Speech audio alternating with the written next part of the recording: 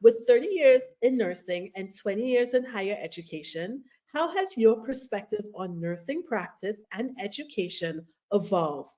What drives your focus on innovation today?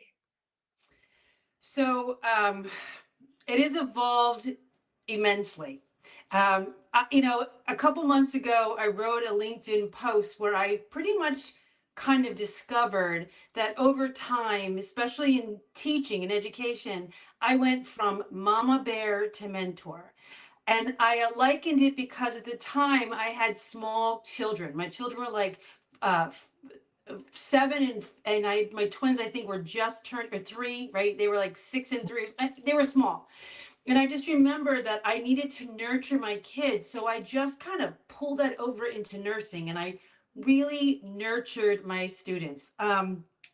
Literally, they used to call me Mama Duck at work because I literally would be walking across campus and I would have all these students following behind me.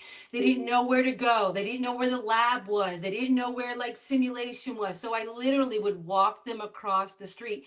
And I remember ushering them from like course to course. Okay, you're done with your health assessment. Now we're moving into the management of, level 1. Now, right? So I was with them for a really long time.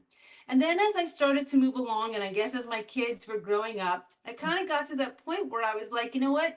There are consequences for your actions.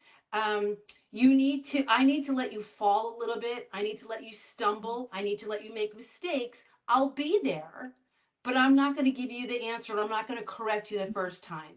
You've got to try to figure out, how do I find my way? How do I find the answer? How do I figure this out? And then I think, as with anything, transformation happens when empathy and creativity meet.